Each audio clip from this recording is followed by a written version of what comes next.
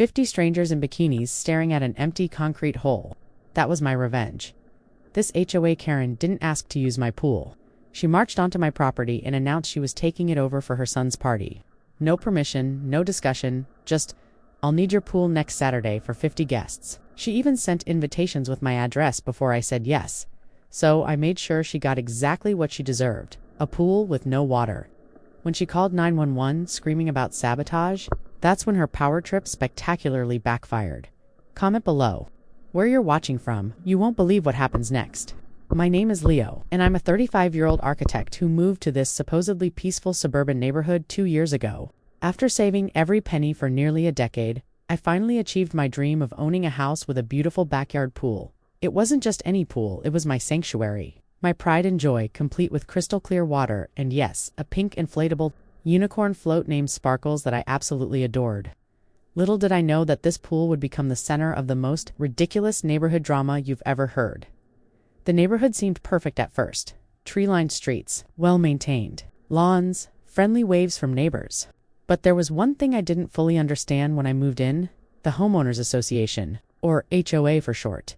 For those of you lucky enough to live without one, an HOA is basically a neighborhood association that makes rules everyone has to follow, and at the helm of our HOA was Brenda Thompson, a 48-year-old woman who ruled our little community like it was her personal kingdom. It was a perfect Saturday afternoon in early June when my peaceful life took a dramatic turn. I was floating in my pool on Sparkles, enjoying the warm sun and a cold lemonade, when I heard the distinctive click-clack of high heels on my pool deck.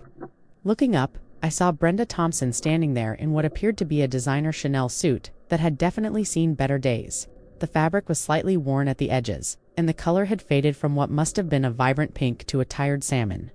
She was furiously tapping on her phone, taking pictures of my pool from every angle without even acknowledging my presence. "Brandy," I called out, sitting up on my float. "Can I help you with something?" She finally looked at me with that fake smile that never quite reached her eyes. "Oh, Leo, perfect timing.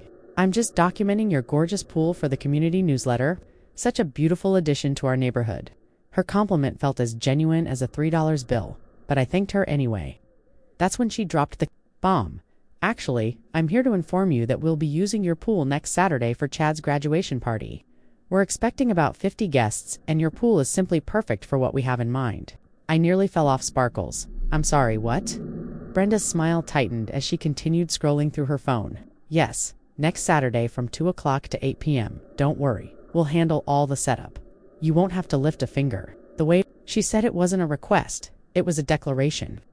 "Brenda, I appreciate you thinking of my pool, but I can't just let 50 strangers use it. There are liability issues, insurance concerns, and frankly, it's my private property."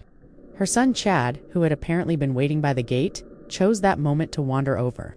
The 18-year-old looked at the pool with wide eyes and asked, "Hey, Mrs. T, I mean Mom, is it deep enough for me to do cannonballs? Oh, and can we get a DJ set up right here?" Brenda's fake smile finally cracked, replaced by something colder. "Leo, I'm sure you want to be a good neighbor. Contributing to community events is part of living in this neighborhood. The HOA values residents who understand the importance of cooperation." The threat in her voice was barely veiled. "In fact," she continued, pulling out a folder from her oversized purse, "there are several HOA guidelines about maintaining community standards and supporting neighborhood initiatives. I'd hate for you to receive negative points on your community assessment." She handed me an official-looking letter on HOA letterhead. As I read it, my blood pressure rose.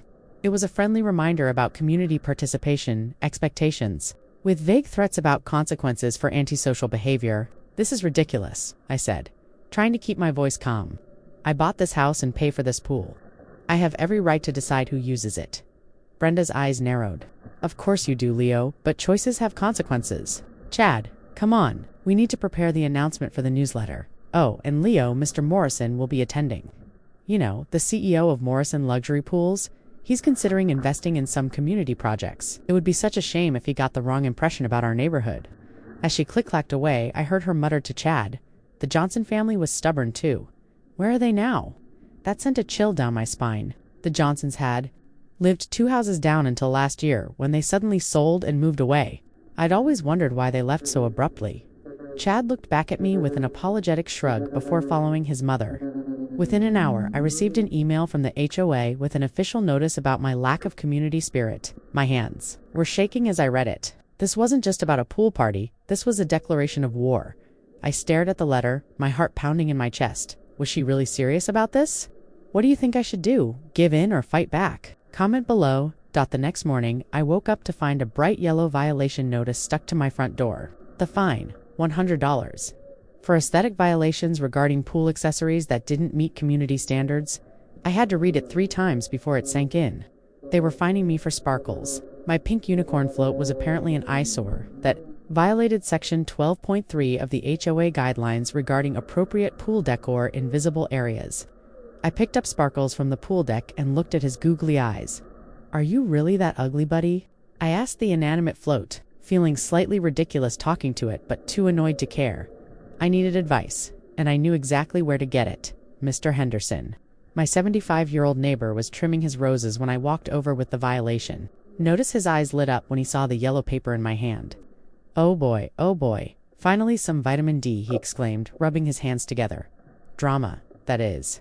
I've been waiting for something exciting to happen around here. Come on in, Leo. Let's see what that witch is up to now. I'd never heard him call Brenda a witch before, but the venom in his voice suggested there was history there. In his study, surrounded by dusty books and old photographs, Henderson pulled out a massive binder labeled HOA Bylaws Complete Edition. I've been studying these for 3 years, he said, adjusting his reading glasses. Ever since Brenda tried to find me for my garden gnomes. Let's see. Pool accessories. Ah, here it is. He pointed to a paragraph that made me want to laugh and scream simultaneously. The rule about aesthetic standards only applied to permanent structures and fixtures. An inflatable float clearly didn't qualify. She's grasping at straws, Henderson muttered. But that's her style. Remember the Johnson house? Sarah Johnson refused to let Brenda use their front yard for some HOA event. 6 months later, mysterious cracks appeared in their foundation. They had to sell at a loss. I spent the afternoon crafting a professional response to the violation notice. I cited the exact bylaw sections, included photos of Sparkles clearly floating and therefore not being a permanent fixture, and even added a technical drawing showing the difference between installed pool features and temporary accessories. I was pretty proud of my architect skills coming in handy. As I hit send on the email, I felt a small victory. That feeling lasted exactly 47 minutes. That's when I received an email that made everything clear. Brenda had made a mistake. She'd hit reply all instead of just replying to someone named Morrison. The email read, "Don't worry about the architect. Plan B is already in motion. If he won't cooperate willingly, we'll find other pressure points. Please. Remember to BCC next time. Brenda." My jaw dropped. She'd just revealed her entire strategy in writing. But what caught my attention was the thread she was replying to. Morrison had written, "Brenda, I need to see that you can organize successful high-class events if you want my investment. This pool party better impress me." The pieces started falling into place. This wasn't just about a graduation party. Brenda needed this event to secure some kind of investment from Morrison, the pool company CEO. I forwarded the email to my personal account for safekeeping and called Henderson. "You're not going to believe this," I said, and read him the email. There was silence on the other end, then a low whistle. "So, our HOA president is using her position for personal gain. That's a serious violation of fiduciary duty. But Leo, be careful. A desperate person is a dangerous person." That evening, I noticed something strange. The neighbors who usually waved when I walked by barely acknowledged me. Mrs. Chen, across the street, actually turned away when our eyes met. By the time I got back home, I understood why. There was a new message in the neighborhood group chat, one I had apparently been removed from. According to a sympathetic text from Henderson, Brenda had started spreading rumors that I was anti-children and refused to contribute to a young person's celebration. The narrative was already being spun, and I was being painted as the neighborhood Scrooge who hated kids and community events. My phone buzzed with another text from Henderson. "She's playing dirty. Just like with the Johnsons. But don't worry, I've got your back. I'm too old to be scared of her anymore." I read the leaked email again, my eyes widening. Oh my God, Brenda just exposed her fatal weakness. Can you guess how I'll use this secret against her? Type your guess below. By Tuesday morning, the cold shoulder treatment from my neighbors had intensified. I couldn't walk to my mailbox without feeling like a pariah. The worst part came when Mrs. Wong, the sweet elderly lady who lived 3 houses down, stopped me near the community bulletin board. "Leo," she said, her voice dripping with disappointment. "Is it true you banned children from even looking at your pool? My granddaughter cried all night thinking you hate kids." I was stunned. "Mrs. Wong, that's absolutely not true. I just don't want 50 strangers using my pool for a party." She shook her head sadly and walked away before I could explain further. The rumor mill was working overtime, and Brenda was the one turning the crank. I retreated to my home office, feeling isolated and frustrated. That's when I decided to check my email more carefully. I went back to Brenda's accidental reply all message and started reading the entire thread. What I found made my jaw drop. The email chain went back weeks, and it painted a picture of desperation I hadn't expected.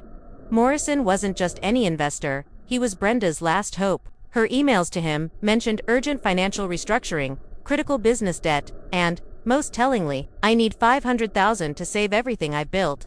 One particular email made everything crystal clear. Brenda had written, "After the party at this stunning pool venue, you'll see I can organize luxury events that match your brand's standards. My experience managing this upscale community for 5 years proves I can handle your regional pool installation events. Please, Mr. Morrison, I just need this one chance." So that was it. Brenda's business, whatever it was failing. She needed Morrison's investment to stay afloat, and she was using my pool as her personal showcase venue to impress him. The graduation party was just a cover story. This was a business presentation disguised as a community event, and she was willing to destroy my reputation to make it happen. I leaned back in my chair, processing this information. Part of me almost felt sorry for her. Almost. Then I remembered the Johnsons. The lies she was spreading about me, and the way she'd threatened me with HOA violations. My sympathy evaporated like water in the desert. Around 3 p.m., my phone rang. The number wasn't familiar, but I answered anyway. "Hello, Leo. This is Sarah Johnson. I heard about what Brenda's doing to you." My heart skipped a beat. "Sarah, I thought you moved to Portland." There was a bitter laugh on the other end. "We did. Had to. But I've been keeping tabs on the old neighborhood, and when I heard she was targeting you over your pool, I had to call. Leo, be very careful. Our problems started when we refused to let her use our front yard for her so-called community yard sale. 6 months later, we had foundation cracks, plumbing issues, electrical problems, all mysteriously appearing after HOA inspections." "Are you saying she sabotaged your house?" I asked, gripping the phone tighter. "I can't prove it," Sarah said, carefully, "but the company that did all our repairs, they had a very cozy relationship with certain HOA board members. We lost almost $100,000 selling that house.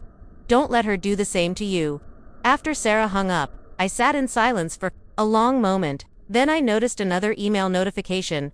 This one was sent to the entire neighborhood mailing list from the official HOA account.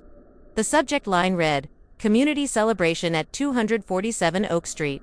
Mandatory attendance encouraged." My address. She'd put my address. The email cheerfully announced that our generous neighbor had agreed to host Chad's graduation party at his pool, and everyone was invited to come celebrate. RSVPs were already pouring in via reply, all thanking me for my generosity. One even mentioned bringing their cousins from out of town, since Leo said, "The more the merrier." I hadn't said anything of the sort. This was beyond aggressive. This was a hostile takeover of my property through social pressure and public manipulation. The final straw came when Chad himself replied to the thread, "Thanks so much. Mr. Leo, can't wait. Do you have any more of those cool unicorn floats?" Walked out to my backyard and stared at the pool, its water sparkling innocently in the afternoon sun. The party was supposedly in 4 days. Brenda thought she had me cornered, that I'd cave to the social pressure rather than be the guy who ruined a kid's graduation party. She thought wrong. A plan started forming in my mind, piece by piece, like a blueprint taking shape. If she wanted to play dirty, I could play smarter. I made a mental list of what I needed: documentation, witnesses, and, most importantly, a completely legal way to ensure that when Saturday came, Brenda's showcase event would become her most humiliating defeat. I looked at my beautiful pool, a cold smile spreading across my face. In 24 hours, this entire neighborhood would witness a drama they'd never forget. What do you think I'm planning to do with the pool? Wrong answers only in the comments below. Wednesday morning arrived with a sense of purpose I hadn't felt in days. I had 24 hours to execute my plan. And everything had to be perfect. The first step was recruiting my co-conspirator. I found Henderson in his backyard tending to his prized rose garden that he'd maintained for 40 years. "George," I said, using his first name for emphasis, "I need your help with something. How would you like to get back at Brenda for those garden gnome finds?" His eyes lit up like a kid on Christmas morning. "What did you have in mind?" I pointed to a small wet patch near his rose bushes. "What if I told you my pool has been leaking and it's affecting your precious garden?" Henderson caught on immediately, his face breaking into a mischievous grin. "Why, Leo, now that you mention it, I have noticed some unusual water damage near my Elizabeth roses. Elizabeth was my late wife. You know, she planted these 40 years ago with her own hands." His voice took on a theatrical quality that would make any community theater proud. "Oh no," I exclaimed, matching his energy. "This is terrible. We better document this immediately." We spent the next hour taking photos from every angle, making sure to capture the water damage that was really just the normal morning dew. Henderson even knelt by the roses, clutching them dramatically while I filmed.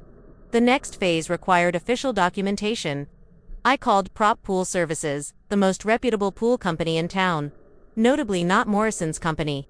"I need an emergency inspection," I explained to the technician on the phone. "My neighbor is reporting water damage from a possible leak, and I need to verify if my pool is the source." They promised to send someone within 2 hours. While waiting, I decided to go live on social media. "Hey everyone, Leo here. I'm dealing with a potential pool emergency. I want to be transparent with my neighbors about what's happening." I made sure to tag the neighborhood group that I'd been kicked out of, knowing people would still see it. The prop pool technician arrived right on schedule. He was a thorough professional named Mike, who took his job seriously. After an hour of testing, he delivered his verdict on camera. "Mr. Leo, you definitely have a significant leak in the southeast corner of your pool. Based on the water loss rate and the direction of seepage, this could indeed be affecting neighboring properties. I recommend immediate drainage and repair to prevent further damage." I made sure he repeated this assessment twice for the camera, then got his business card and a written report. "How quickly can you drain it?" I asked. "We can start this afternoon and have it empty by tomorrow morning," Mike replied. That afternoon, the industrial pool pumps arrived. The sound of machinery filled the air as thousands of gallons of water began their exodus from my pool. I posted another update. "Bad news, everyone. Pool has a major leak that's damaging my neighbor's 40-year-old rose garden. Emergency drainage underway. Sorry for the noise." The responses were immediate. Some neighbors expressed sympathy, others seemed suspicious, but everyone was talking about it. Around 6 p.m., Chad appeared at my gate, looking concerned. "Mr. Leo, is everything okay? Mom says the pool will be ready for Saturday, right?" I gave him my most sympathetic look. "Chad, I'm so sorry, but there's a dangerous leak. The pool has to be drained for repairs. Safety first, you know." But his face fell. "How much water will be left?" "Like 50%. Can I still jump if it's half full?" I shook my head gravely. "I'm afraid it has to be completely empty, Chad. But hey, there will definitely be something for you to see on Saturday." He walked away looking confused, already pulling out his phone to call his mother. I could only imagine how that conversation would go. Throughout the night, the pumps continued their work. I barely slept, partly from the noise, and partly from anticipation. By Thursday morning, I had several angry texts from Brenda, but I ignored them all. She couldn't complain publicly without admitting she'd commandeered my pool without permission. Henderson played his part perfectly throughout Thursday. He posted in the neighborhood group about his devastated garden and even staged a memorial photo shoot with his roses. 40 years of memories threatened by infrastructure failure. He wrote dramatically. A few neighbors even offered condolences. By Thursday evening, the pool was nearly empty. I stood at the edge, looking down at the concrete bottom, slowly revealing itself. The deep end still had a few feet of murky water, but by morning it would be bone dry. That's when I noticed Brenda's car slowly driving past my house for the third time that evening. She was checking on the situation, probably hoping, against hope, that this was all some elaborate prank. Friday arrived with beautiful irony. The sun was shining. The weather was perfect, ideal pool party conditions, except there was no pool, just a large concrete hole in my backyard. I spent the morning setting up cameras at strategic angles ostensibly for security during the repairs, but really to capture what I knew was coming. The group chat was buzzing with confusion. People were asking if the party was cancelled, but Brenda kept insisting everything would proceed as planned. Her messages became increasingly frantic as the day wore on. Small change of plans, but still celebrating, she wrote. Then later, bring your own beverages. And finally, party starts at 2 p.m. sharp. Tomorrow. Brenda stared at her son lying at the bottom of the empty pool, her face turning purple with rage. She pulled out her phone, her hands shaking as she dialed 3 numbers. Who do you think Brenda is about to call? And is this about to be the biggest mistake of her life? Drop your predictions. Saturday arrived like a perfectly orchestrated symphony of chaos. By 1:30 p.m., cars started pulling up to my house. I watched from my window as confused guests in swimming attire gathered on my front lawn. The DJ arrived first, lugging his equipment and looking puzzled. Yo, where should I set up? He called out to no one in particular. Then came the parade of neighbors, friends, and even some people I'd never seen before, all dressed for a pool party that was about to become the most talked about event in our neighborhood's history. Brenda arrived at exactly 1:45, wearing a designer swimsuit cover-up and oversized sunglasses. She marched through my gate like she owned the place. Followed by Morrison, a silver-haired man in expensive casual wear who looked like he'd rather be anywhere else. The crowd grew to nearly 50 people, all milling around my backyard with increasing confusion. Kids were running around in swim trunks, adults were setting up lawn chairs, and someone had even brought a cooler full of drinks. The only thing missing was the water. I stayed inside, watching through my security cameras, as the moment of truth approached. Chad, bless his heart, was so excited, he didn't even look where he was going. At exactly 2 p.m., he let out a whoop of joy, yelled, "Cannonball!" at the top of his lungs, and took a running leap toward what he thought was a pool full of refreshing water. The next few seconds played out in slow motion. Chad's face transformed from pure joy to confusion to terror as he realized, mid-air, that there was no water below him. His arms windmilled frantically, but gravity had already claimed him. Thud. The sound of Chad hitting the concrete bottom echoed through the suddenly silent crowd. For 3 eternal seconds, nobody moved. Then pandemonium erupted. Chad. Brenda shrieked, her designer sunglasses flying off as she rushed to the pool edge. My baby. Someone call an ambulance. Several people scrambled to help Chad, who was groaning at the bottom of the pool, more embarrassed than hurt. Though he'd definitely have some impressive bruises. Leo Martinez. Brenda's voice could have shattered glass. What have you done, you monster? You tried to kill my son. I stepped out onto my deck, maintaining perfect calm. Brenda, I sent multiple notices about the emergency repairs. The pool leak was damaging Mr. Henderson's property. I had no choice but to drain it immediately. Her face contorted with rage as she jabbed her finger at me. You did this on purpose. This is assault, attempted murder, destruction of property. One of the guests quietly mentioned, Brenda, it's his property. Though, shut up, she screamed, then pulled out her phone. I'm calling the police. This psychopath deliberately sabotaged a community event and injured a minor. She dialed 911 with shaking fingers. Hello, I need police here immediately. Someone has destroyed property and hurt my son. He drained a pool to attack children. Meanwhile, Chad's voice drifted up from the bottom of the pool, weak but audible. Mom, I'm okay, just bruised. Can someone help me up? Morrison, who had been silent until now, shook his head and muttered something about unprofessional circus. Before starting to walk toward his car, the police arrived within 15 minutes, 2 officers who looked like they'd rather be dealing with actual crimes. Brenda immediately launched into a tearful performance worthy of an Oscar. Officers. This man deliberately drained his pool to ruin a sanctioned community event. My son is injured. This is malicious property destruction and assault. She pointed at me with a shaking finger. He knew we were coming. He did this to hurt children. Officer Martinez, no relation. Despite the shared last name, looked skeptical. Ma'am, did you have permission to use this pool? Brenda faltered for a moment. It was a community event. The HOA organized it. That was my cue. I stepped forward with a folder I'd prepared. Officers, I have all the documentation here. My pool developed a severe leak that was damaging my neighbor's property.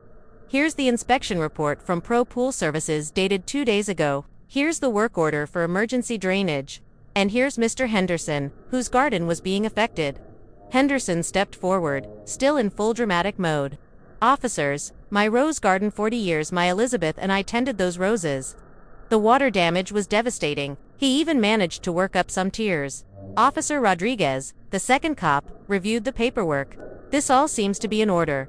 Sir, you had every right to repair your property. He turned to Brenda.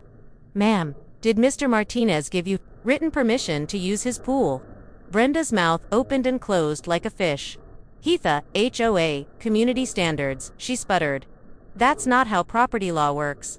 Ma'am, Officer Martinez said patiently, and filing a false police report is a serious offense. You claimed property destruction, but he was repairing his own property. You claimed assault, but your son jumped into the pool on his own. The crowd was starting to murmur. Phones were coming out, and I could see the exact moment Brenda realized she'd lost. Morrison had already gotten in his car and was pulling away, shaking his head. Her investor was gone. Her party was ruined. And now she was being lectured by the police, in front of the entire neighborhood. This isn't over, she hissed at me as the officer suggested everyone dispersed. You've made a powerful enemy, Leo Martinez.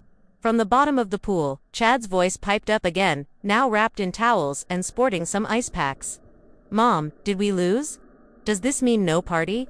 Within an hour, videos of the incident were circulating through every neighborhood group chat and social media platform. Pool party fails started trending locally. The footage of Chad's cannonball into an empty pool, Brenda's meltdown, and the police shutdown became instant classics. Comments poured in, most supporting me and criticizing Brenda for trying to commandeer private property. The best comment came from someone who wrote, "Imagine calling the cops on someone for maintaining their own pool. The entitlement is real." By evening, the view count had passed 100,000, and Brenda had become the neighborhood's most infamous resident. As videos went viral everywhere, Brenda sat in her car reading the brutal comments, her eyes blazing with fury. "This isn't over, Leo," she muttered. "I still have one last card to play." What could Brenda possibly do now? Are you Team Leo or secretly enjoying this drama? Let me know below. Sunday morning brought an eerie calm after Saturday's storm. I expected Brenda to retreat and lick her wounds, but I'd underestimated the desperation of someone with nothing left to lose. Henderson called me around 10 a.m. with concerning news. "Leo, you need to see this. Check your email, right now." I opened my laptop to find a message sent from the official HOA email account to every homeowner in the neighborhood. The subject line read, "Errant, Leo Martinez banned from neighborhood effective immediately." The email claimed I was a threat to community safety and that the HOA board had voted to begin proceedings to force me to sell my home. The problem was, there hadn't been any board meeting. I knew because Henderson was on the board, and he hadn't been notified of any vote. "She still has the master password from when she set up the system," Henderson explained. "She's sending fake official notices. This is fraud, Leo, federal mail fraud if she uses the postal system." We had to act fast before the damage to my reputation became irreversible. While Henderson worked on drafting a counternotice exposing the fraudulent email, I started my own investigation into Brenda's finances. What I found in public records was illuminating. Brenda Thompson owned a company called Aquaboost Enterprises, which apparently sold some kind of revolutionary pool enhancement supplement. The Better Business Bureau page was a graveyard of complaints. Expensive water turned green, killed all our pool equipment. Pyramid scheme disguised as pool care. The company was bleeding money, with 3 lawsuits pending and liens against her business property. But that wasn't the most interesting discovery. Cross-referencing HOA financial records that Henderson accessed as a board member, we found something disturbing. Over $50,000 in HOA funds had been paid to vendors that seemed suspiciously connected to Brenda's failing business. "She's been stealing from the HOA," Henderson whispered, even though we were alone in his study. "Look at these invoices. Community event planning paid to a company registered at her home address. Landscape consulting paid to her brother-in-law. This is embezzlement, plain and simple." As we compiled evidence, my phone rang. It was Sarah Johnson again. "Leo, I saw the videos. I'm driving down from Portland right now. I have documents you need to see, 3 years of evidence I've been collecting. Meet me at the HOA meeting tomorrow night." That afternoon, things escalated.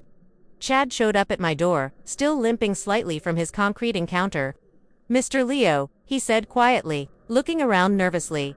"Can I ask you something?" I invited him in, feeling sorry for the kid, despite everything. He sat on my couch, fidgeting with his phone. "Is my mom? Is she a bad person?" The question hit me like a punch. "Chad, your mom is under a lot of pressure right now. Sometimes good people make bad choices when they're desperate." He nodded slowly. "She's been crying a lot, talking about losing the house, saying if Mr. Morrison doesn't invest, we'll have to move in with Grandma in Ohio. I heard her on the phone saying she'd do anything to make this deal work." My heart actually ached for the kid. He was just collateral damage in his mother's desperate schemes. "Chad, whatever happens, it's not your fault. Your mom loves you. She's just lost her way a bit." He stood up to leave, then turned back. "For what it's worth, I think your unicorn float is cool. And I'm sorry I jumped in your empty pool." After he left, I sat in my living room thinking about Brenda. She was still wrong, still a bully who'd tried to destroy me, but now I understood the desperation driving her actions. A drowning person will pull others down with them, not out of malice, but out of pure survival instinct. That evening, Henderson made a disturbing discovery. While reviewing old HOA records, he found a pattern. The Johnson family wasn't the only one. The Chuns, who used to live where the Millers now lived. The Patel family from Oak Street. The Washingtons from 2 years ago all had conflicts with Brenda. All experienced mysterious property damage. All sold their homes below market value. And guess who had connections to the buyers in several cases? "My God," Henderson said, his face pale. "She's been running a real estate intimidation racket. But we need more proof. The meeting tomorrow night, that's when we expose everything." As if sensing the walls closing in, Brenda made one last desperate move. Around 8 p.m., every doorbell camera in the neighborhood captured her sneaking around, slipping envelopes under doors. When I retrieved mine, I found a handwritten note. "Last chance, Leo. Apologize publicly. Host a makeup pool party next month and this all goes away. Otherwise, I have connections you can't imagine. Don't test me, instead of intimidating me." The note just made me sad. This wasn't the behavior of a powerful person. It was the last gasp of someone who'd already lost. Henderson held up a thick folder of documents, his expression grave. "Tomorrow night, everything explodes. But Leo, are you sure about this? Once we open this box, there's no going back. Brenda won't be the only one who falls. What secrets are in those files?" On a scale of 1 to 10, how shocking do you think the final revelation will be? Monday night's HOA meeting was held in the community center, a bland beige building that had never seen drama like what was about to unfold. By 7 p.m., the place was packed. Word had spread about the pool party fiasco, the fraudulent emails, and rumors of something big happening tonight. Every chair was filled, and people lined the walls. Brenda sat at the board table trying to project authority in a power suit that couldn't hide the desperation in her eyes.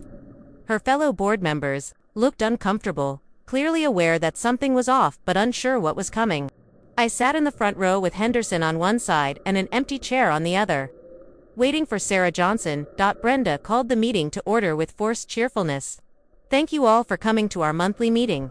Before we begin with regular business, I'd like to address the unfortunate incident at Mr. Martinez's property this weekend." She was trying to control the narrative, but I wasn't having it. I stood up slowly, making eye contact with as many neighbors as possible. "Actually, Brenda, I'd like to address something first, specifically the fraudulent email sent yesterday claiming I was banned from the neighborhood." The room buzzed with whispers. Brenda's smile turned brittle. "I don't know what you're referring to, Leo. All HOA communications go through proper channels."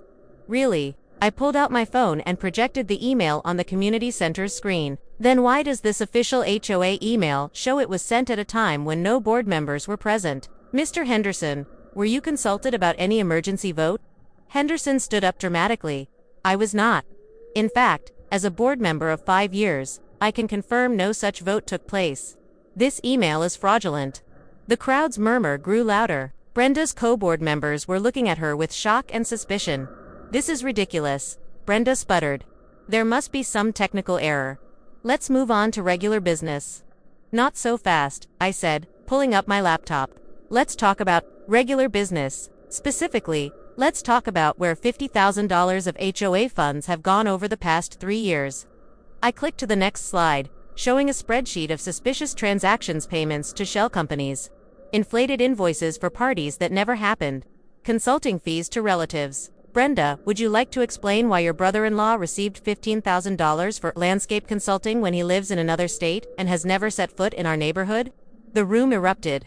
Board members were demanding to see the records. Neighbors were shouting questions, and Brenda's face had gone from red to white. "How dare you?" she shrieked. "Those are private HOA records. You have no right." That's when Sarah Johnson walked in, and the room fell silent. Sarah had been beloved in the neighborhood before her sudden departure. Seeing her back was like seeing a ghost. "Actually, Brenda," Sarah said clearly, "he has every right hand. I have something to add." She walked to the front, pulling out a manila folder. 3 years ago, my family refused to let Brenda use our property for her personal business showcase. 6 months later, our foundation cracked, our plumbing failed, and our electrical system mysteriously developed problems. Every inspector who came was referred by the HOA. Sarah clicked to the next slide on my laptop, showing a web of connections. The repair company that charged us $90,000, owned by Brenda's ex, the inspector who condemned our foundation, Brenda's cousin, the real estate agent who pressured us to sell quickly, Brenda's business partner. Gasps echoed through the room. People were pulling out phones, recording everything. One by one, other neighbors started standing up. "Our house, too," shouted the Martins. The mysterious roof damage called out the Rivers. The plumbing disaster that cost us $30,000 added the new family who'd bought the Chen's old house. But the biggest shock was yet to come. Henderson stood up again, this time holding an old tablet. "I have one more piece of evidence. Last year, I installed security cameras after Brenda tried to find me for my garden gnomes. I never mentioned them to anyone, but they captured something interesting." He connected the tablet to the projector. The grainy video showed Brenda in dark clothing, leading to men to his house at night. They were carrying tools. The video clearly showed them drilling into his foundation, creating the very damage that would later require expensive repairs. The room exploded into chaos. People were screaming, demanding answers, calling Brenda a criminal. "It's not what it looks like," Brenda cried desperately. "I was trying to help. The neighborhood needs upgrades. I was going to fix everything once Morrison invested." She was spiraling, admitting to crimes in her panic. "You don't understand the pressure I'm under. My business is failing. I need that investment. I did it all for this community." Chad, who had been sitting in the back, stood up with tears in his eyes. "Mom, you said the college money was safe. Was that a lie too?" His question silenced the room. Brenda's face crumbled as she looked at her son. The facade finally broke completely. "I borrowed it just temporarily. Once Morrison invested, I was going to put it all back. The HOA funds, your college savings, everything. I just needed one successful event to show him I could manage his regional showcases. The pool party was supposed to save us." She was sobbing now, mascara running down her cheeks. "I never meant for anyone to get hurt. The property damage was just to motivate sales so my partners could buy cheap and flip for profit. We were going to revitalize the neighborhood." The board members were already on their phones with law enforcement. Someone had called 911, and we could hear sirens approaching. As 2 police officers entered the community center, Brenda made one last desperate plea. "Leo, please tell them it's a misunderstanding. I'll pay everything back. I'll resign. Just don't let them arrest me in front of Chad." But it was too late. The evidence was overwhelming. The witnesses numerous, and her own confession had been recorded by dozens of phones. As the officers read Brenda her rights and placed her in handcuffs, she turned to look at me with a strange expression. It wasn't anger anymore. It was something else. "You think you've won, Leo," she said quietly. "Check your mailbox tomorrow. My lawyers will be in touch." The meeting dissolved into chaos after Brenda was led away. Chad looked lost until Henderson's wife offered to drive him to his grandmother's house. The remaining board members called an emergency vote, and within an hour, Brenda was removed from her position, and I, ironically, was nominated to replace her. I tried to decline, but the neighborhood insisted. "You exposed the corruption," said Mrs. Chen. "You protected us. We need someone honest." By the time the meeting ended, it was nearly midnight. The entire neighborhood dynamic had shifted in 3 hours. The tyrant had fallen. The truth had prevailed, and justice had been served. Or so I thought. As Brenda was led away in handcuffs, she turned back with cold eyes that held a secret. "Hey, Leo," she called out, her voice strangely calm. "You think you've won? Check your mailbox tomorrow. This isn't over." Oh my God, what could Brenda's final secret be? Should I make a part 2? Smash that subscribe button if you want to know what happens next. But a month had passed since that explosive HOA meeting, and the neighborhood had transformed completely. Brenda was facing 5 years in prison for embezzlement and fraud, with additional charges for vandalism and conspiracy.